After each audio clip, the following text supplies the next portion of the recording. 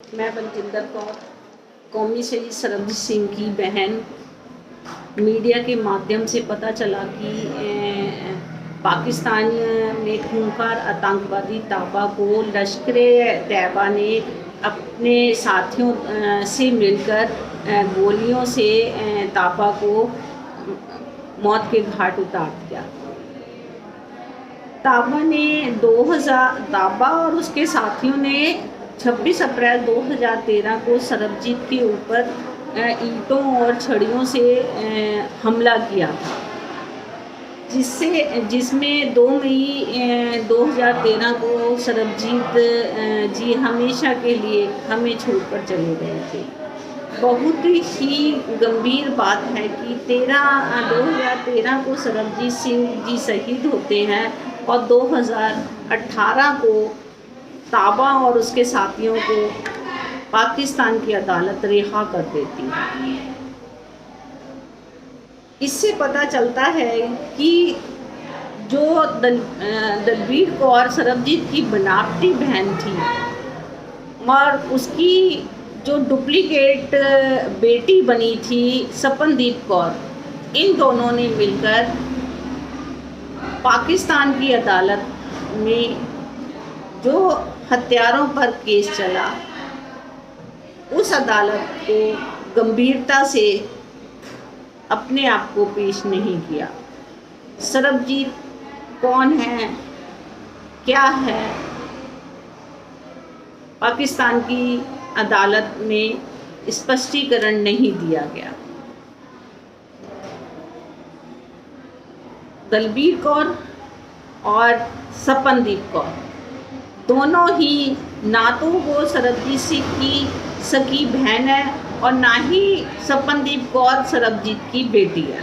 दोनों ने ही मिलकर सरबजीत सिंह जी के को कैश किया, जब वो जेल में जीवित थे तब भी और जब वो इस दुनिया से चले गए तब भी।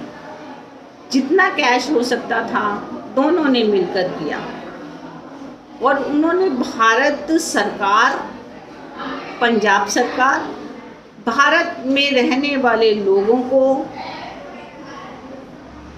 ही नहीं, देश विदेशों में रह रहे भारतीयों को भी ब्लैकमेल किया। यदि दलबीर कौर और सपनदीप कौर ईमानदार होती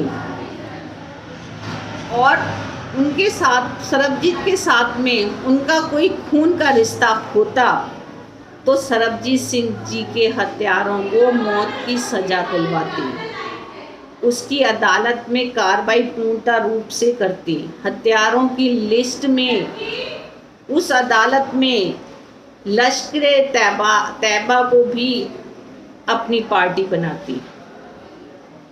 उन्होंने ऐसा नहीं किया क्योंकि दलबीर कौर और सपनदीप कौर दोनों ही लश्कर तैयबा हाजिर से मिली हुई थी।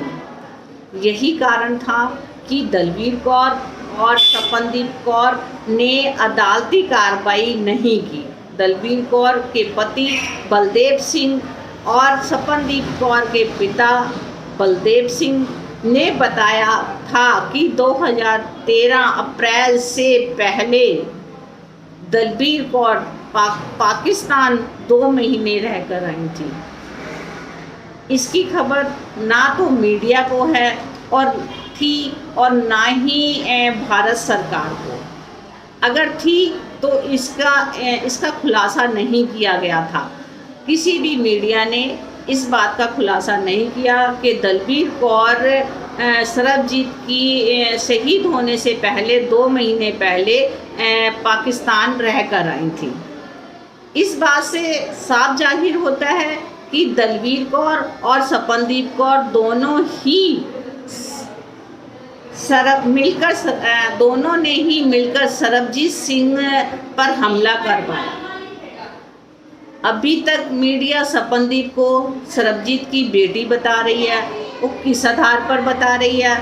उसका कौन सा ऐसा डॉक्यूमेंट्स है जिससे भी ये प्रूफ हो रहा है कि सपनदीप सरबजीत की बेटी है? कौन सा ऐसा उसने मेडिकल DNA करवाया है जिससे ये प्रूफ हुआ है कि सपनदीप सरबजीत की बेटी है और किस आधार पर सरबजीत की जो बेटी पूनम अटवाल है उसके लिए कभी मीडिया ने बात नहीं की, कभी मीडिया ने उसका हाल नहीं जाना कि वो किस हालत में है।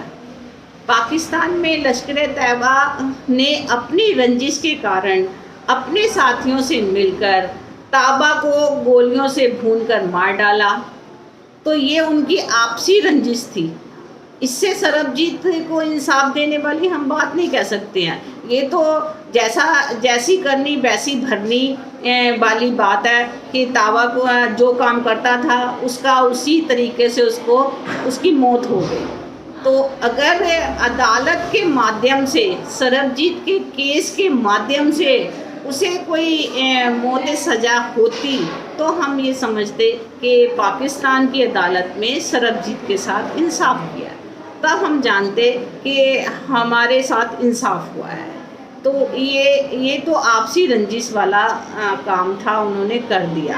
अगर इससे भारत सरकार से मैं विनती करती हूँ, निवेदन करती हूँ, पंजाब सरकार से निवेदन करती हूँ, प्लीज़ बहुत साल हो गए मुझे धक्के खाते, बहुत साल हो गए मुझे इधर उधर भटकते हुए कि मेरे भाई को इंसाफ दे दो। कम से कम उसको जीते जी इंसाफ नहीं मिला, तो उसके जाने के बाद आपने उसे शहीद का दर्जा दिया है, उसके लिए हम आपका धन्यवाद करते हैं कि आपने उसे इतना बड़ा सम्मान दिया है, उसके लिए आपका कोटि कोटि धन्यवाद है। लेकिन अभी उसका जो इंसाफ पूरी तरह से नहीं मिला है, उसकी बेटी को नौकरी दी जाए, उसकी जो डुप्लीकेट बेटी है उसकी डॉक्यूमेंट्स देखकर उससे इंसाफ किया जाए कि वो सच्चाई में उसकी बेटी है या नहीं है। अगर अडॉप्ट दलवीर कौर कहती थी कि मैंने अडॉप्ट किया